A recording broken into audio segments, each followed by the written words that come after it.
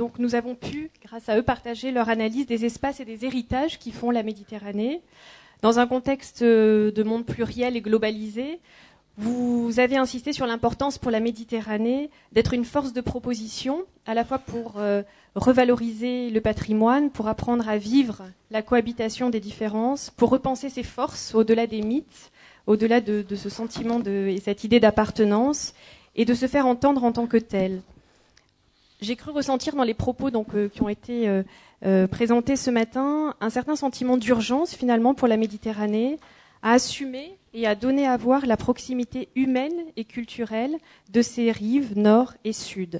Et cela sous peine peut-être de se voir imposer un modèle autre, ou en tout cas pour la Méditerranée, de perdre son autonomie.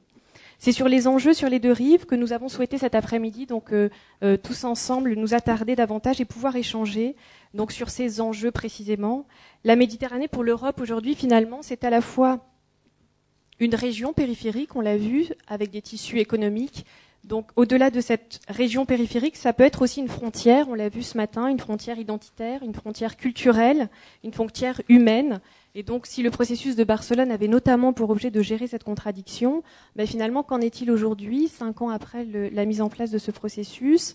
Est-ce que on a répondu à l'ensemble des enjeux?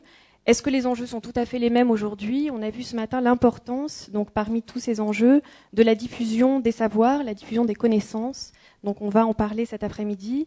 Pour débattre de ces sujets, j'ai le plaisir d'accueillir pour ce deuxième atelier de notre séminaire donc Dorothée Schmitt, Bernard Paranque et Jean-Robert Henry, avec qui nous allons pouvoir échanger tous ensemble avec vous.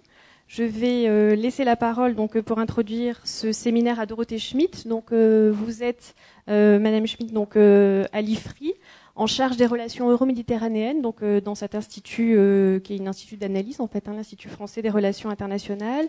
Vous êtes particulièrement en charge aujourd'hui du sujet de un programme spécifique sur la Turquie contemporaine, mais vous avez travaillé sur plein de choses. Vous avez joué un rôle important dans le cadre de la participation de l'Union européenne dans le conflit, on en parlait ce matin, israélo-palestinien.